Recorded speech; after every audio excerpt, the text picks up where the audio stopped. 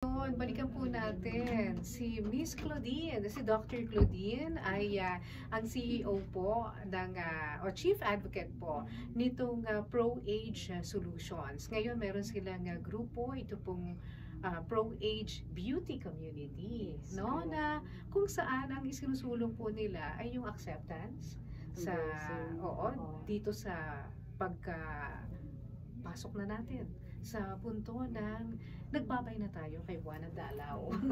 Pero hindi ibig sabihin yan, babay na sa ating kabataan o babay na doon sa ating paniniwala sa ating sarili.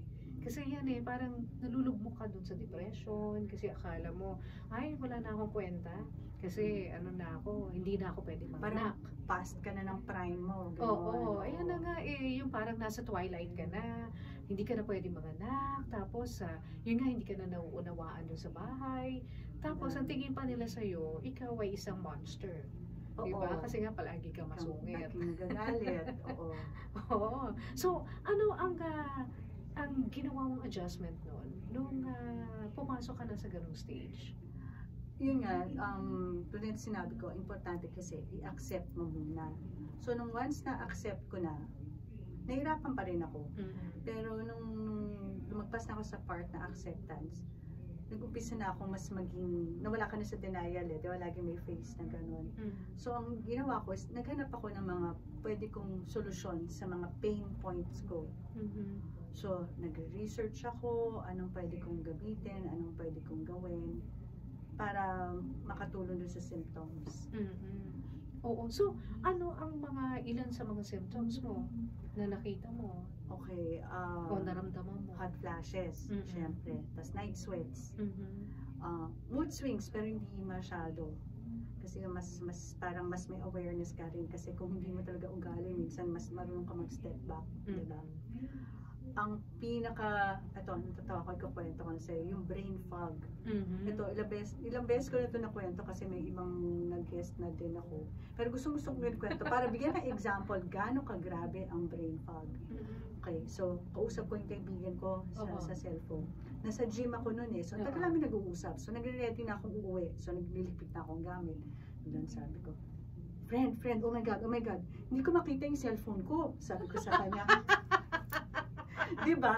Pero ito mas nakakatawa. Hawak mo yung cellphone mo. Sabi ng friend ko, naku, gusto mo pa rin ko? Isa rin. May brain fog. Diba? So, ganun kagrabe. So yung usual. So, hindi lang yun, nakakalimutan mo kung saan mo nilagay susi mo. Diba? Kasi yung typical yun Pero yung minsan yung mga, talagang bigla ka nabablangko. Diba? Yung pagpasok mo, so, ba't nga ba ako pumasok rito? Ano bang kukunin ko? Ano ba yung gagawin ko? So, dun yung medyo yung adjustment. So, ngayon, parang mas natuto na ako na sinusulat para may pang reminders na itong gagawin mo itong gagawin mo for this day, for that day.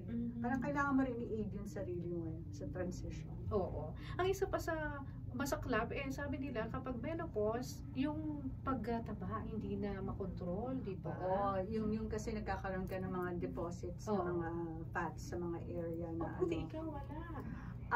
Nakatulong sa akin ang intermittent fasting. Nang Oh. hindi sinasadya. Oo. Kasi minsan effort yun diba? Intermittent. Kasi naalala mo, nag-perimenopause ako nung time ng pandemic.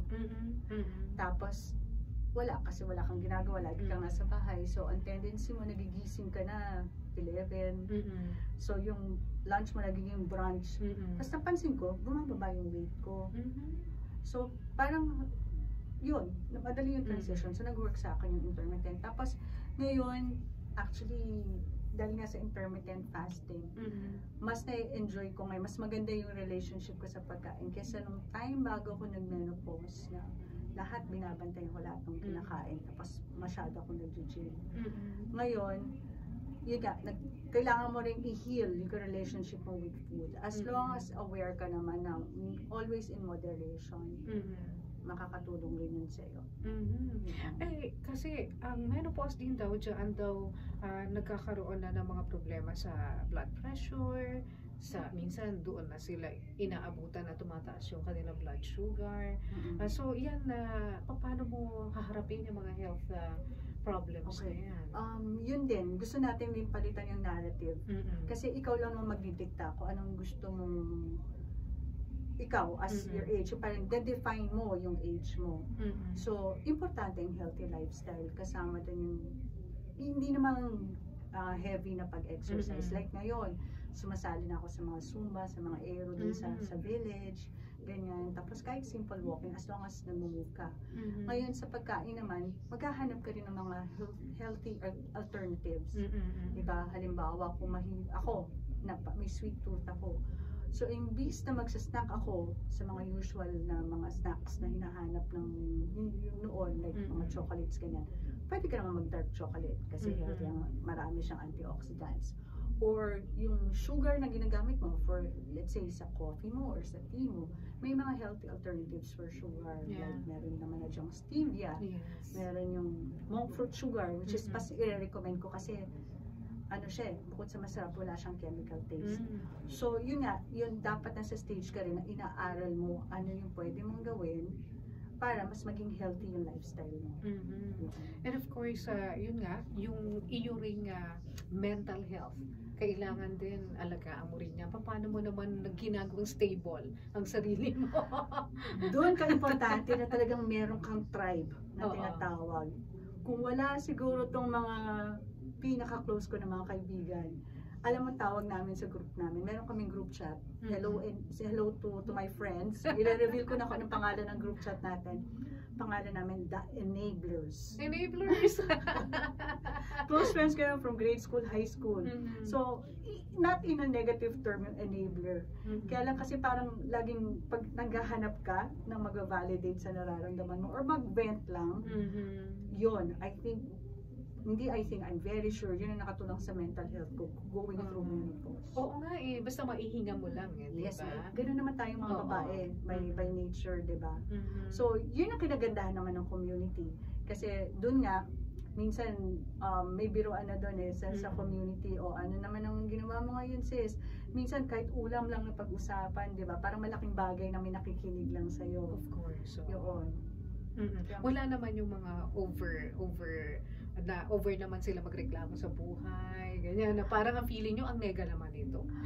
Siyempre meron. Siyempre meron, di mo maiiwasan kasi iba-ibang tao yung nandun. Pero since ako yung nag-admin nung group chat, pag na-feel kong meron ganun, kailangan may responsibility akong i-pull back o usapang ano naman tayo, ganyan. Iniiba mo na lang. O iniiba ko na yung topic or pinapalighten or minsan separately ko silang i-message na sis, gusto mo dito na lang natin pag-usapan to, ganon. Wow! So, para ka na rin naging naging counselor bigla. Yes! Kaya din ako ng mga kaibigan ko, sabi nila parang, ang dami mo namang alam tungkol sa ganito. Sabi ko, kasi as you go through it, tapos basa ka ng basa, ang dami mo natututunan. Of course. So, diba, mga bagay-bagay na, alam mo ba may cold flashes din? cold! Yes. Oo, hindi lang hot. Hindi lang hot. Biglang mararamdaman mo na, so nilalamig ka, naglilinaw ka. Oo, meron din, may cold flashes.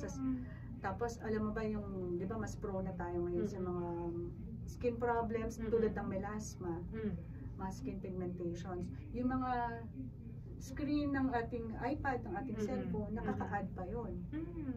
Ganon. E kaso pag naging insomnia ka naman, which is another naman problem with menopause, gusto mo naman nagsiscroll at browse, diba? So, yun lang, ibabalance mo lang, diba? Oo. Anyway, mamaya pag-usapan natin yung skin naman. Kasi ang ganda na